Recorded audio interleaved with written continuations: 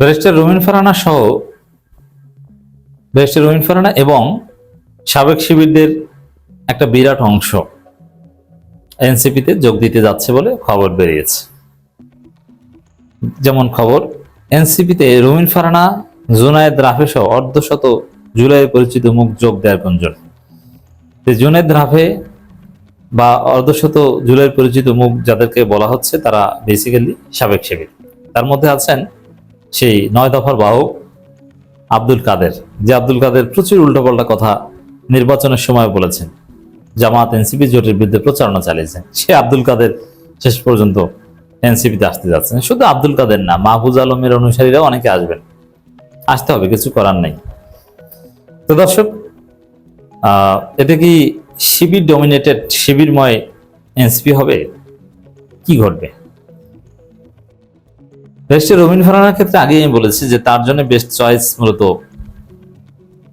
এনসিপিতে যোগ দেওয়া।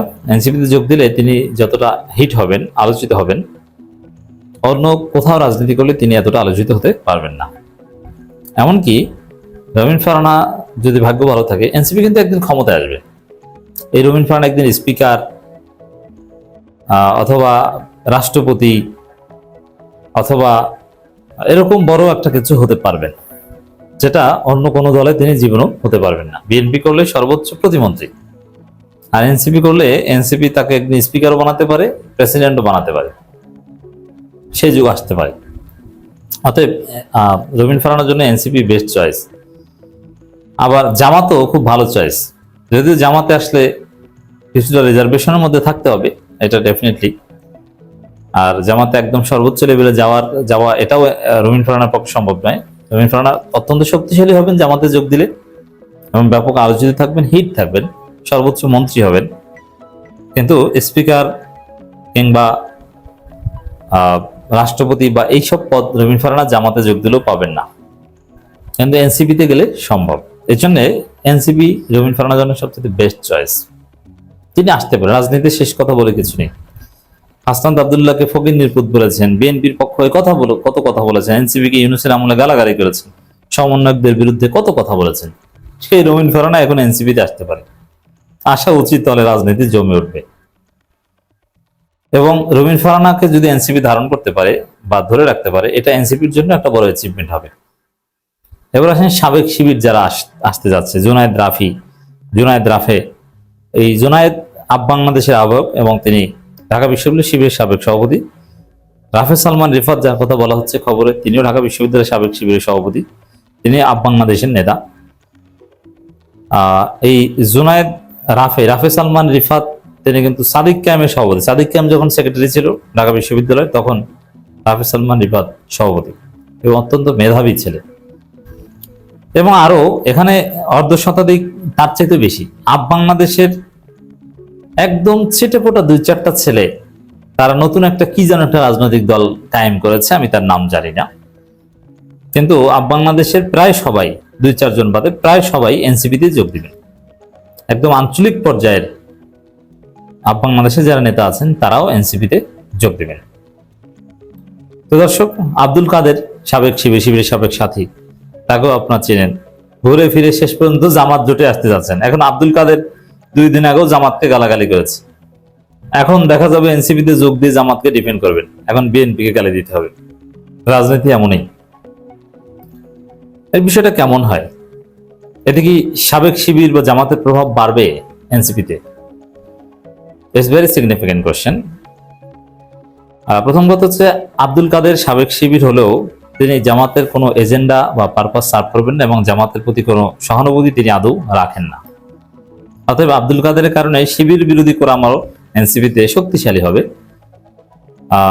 যদিও এনসিপিতে এখন জামাত শিবির পন্থী বা জামাত সহনশীল ব্লকটাই শক্তিশালী। নাহিদ ইসলাম, হাসনাত আব্দুল্লাহদের যে ব্লক, যারা এমপি হয়েছেন, বিশেষ করে যারা এমপি হয়েছেন, এরা সবাই প্রো জামাত বলা যায়।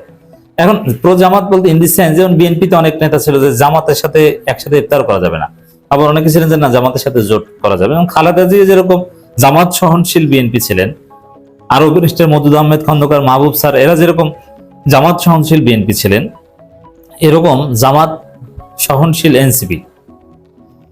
এরাই এখন এনসিপির মূল নেতৃত্বে আছে, এবং যারা জামাত বিরোধী এনসিপি, বাম ঘরানার এনসিপি, তারা কিন্তু প্রচন্ড চাপ হয়েছেন এবং অনেকের পদ পদবি চলে গিয়েছে, অনেকে পদত্যাগ করেছে।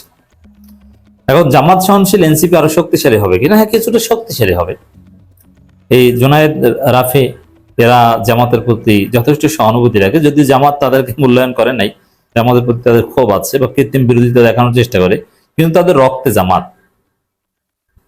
তো এই জন্যে এনসিপিতে জামাত সহনশীল, কোরআন শক্তিশালী হবে, এদের যোগ দেয়। আবার রবিন ফারহানা চেষ্টা করবে যে জামাতের চাইতে দূরত্ব রেখে আলাদা একটা স্বতন্ত্র অবস্থান তৈরি করতে। অবশ্য দুই ধারাটাই এনসিপির জন্য কল্যাণকর। তবে বাংলাদেশ থেকে যারা আসবেন তারা নিজেরা আলাদা তেমন ভালো কিছু করতে পারবেন না। তারা মৌলিক নেতৃত্বে যাওয়া, একদম সভাপতিতে হতে পারবেন না, সেক্রেটারি কিংবা আরো কোনো গুরুত্বপূর্ণ পদ কিছুই পাবেন না। তারা যার যার এলাকায় ভবিষ্যতের এমপি ক্যান্ডিডেট বা এরকম কিছু, এর চাইতে বেশি কিছু হতে পারবেন না। একদম মৌলিক কোনো লিডার জোনায়েদ কিংবা রাফি কেউই হতে পারবে না। কারণ এটা হতে পারবে না তাদের অযোগ্যতার কারণে, এবং তারা লেট করে ফেলেছেন। প্রথম কথা হচ্ছে, তারা এই জোনায়েদ, রাফি এরা নাগরিক কমিটিতে ছিলেন, এবং যখন নাগরিক কমিটি এনসিপি হিসেবে আত্মপ্রকাশ করে রাজনৈতিক দল হিসেবে, তখনই কিন্তু এই জোনায়েদ, রাফি এরা ছিটকে পড়েন, এবং তখন পদ পদবি নিয়ে নানান দর কষাকষি চলছিল। তো ওই সময় তারা টিকে থাকতে পারেনি, এবং জোনায়েদ রাফিদের যে গ্রুপ, তারা তাদেরকে ধরে রাখতে পারেনি এবং তাদেরকে মূল্যায়ন করতে পারেনি। বরং জোনায়েদ রাফিদের গ্রুপের অন্য লোকজন ঠিকই পদ পদবি পেয়ে নিয়ে গেছে, তারা ছিটকে পড়েছে। এবং আমার যেটা অবজারভেশন, জোনায়েদ, রাফি এদের পলিটিক্যাল কোনো কোয়ালিটি নেই। এরা ভালো ছেলে, সৎ লোক, কিন্তু প্রচলিত রাজনীতির যে মার্কাস, এগুলো তারা বোঝেন না, এবং এই জায়গায় তারা ফিট না। এই জন্যে সাবেক শিবিরদের মধ্যে যারা প্রচলিত রাজনৈতিক মার্কাসে ফিট, যেমন আব্দুল্লাহ আলামিন বা আরো যারা আছে, তারা কিন্তু এনসিপিতে অলরেডি এস্টাবলিশড। নতুন ভাবে জোনায়েদ, রাফিরা আলাদাভাবে তেমন কিছুই করতে পারবে না, জাস্ট ছোটখাটো কিছু পদ পাবে, ওটা নিয়ে সন্তুষ্ট থাকতে হবে। এবং জোনায়েদ, রাফির এর চাইতে বেশি চান বলেও মনে হয় না, কারণ তাদের প্রত্যাশাও তেমন কিছু নাই। তারা নিজেদেরকে যাচাই করে ফেলেছেন যে আসলে তাদের মাধ্যমে তেমন কিছু সম্ভব না, তারা আসলে বঞ্চিত। যেমন এই জোনায়েদ, রাফি নাগরিক কমিটিতে গুরুত্বপূর্ণ পদ পেয়েছেন, কিন্তু সেখান থেকে এনসিপিতে আসতে পারেন নাই, ছিটকে পড়েছেন, বাংলাদেশ গড়ে ব্যর্থ হয়েছেন।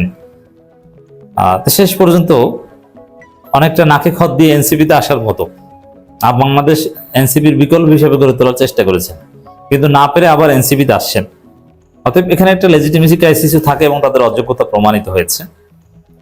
তাছাড়া আরেকজন আছেন বাংলাদেশের নেতা আরিফিন মোহাম্মদ হিজবুল্লাহ, তিনি কোথাও টিকতে পারবেন না বা পারেন না, অস্থির প্রকৃতির লোক। যার ফলে এই যে লোকগুলো, এরা অ্যাক্টিভিজম করতে পারে, কিন্তু পলিটিক্সে ভালো করবেন না। পলিটিক্সে ভালো করতে হলে যে দৃঢ়তা লাগে এবং যে মারপাস বোঝা লাগে, এটা এদেরই বন্ধু আব্দুল্লাহ আলামিন এমপি, তিনি বুঝেছেন, তিনি হয়েছেন। তো দর্শক, এতে জামাত শিবির বা শিবিরময়, সাবেক শিবিরময় এনসিপি বা জামাত সহনশীল এনসিপি, এতে আলাদা তেমন কোনো ডাইমেনশন ক্রিয়েট হবে না, জাস্ট সামান্য ওই কলমটা একটু শক্তিশালী হবে। আর এই ব্যর্থ নেতারা, বাংলাদেশের ব্যর্থ নেতারা একটা রাজনৈতিক পরিচয় খুঁজে পাবে। তবে তারা হিট করতে পারবে না, কিন্তু রবিন ফারহানা এসে হিট করবেন।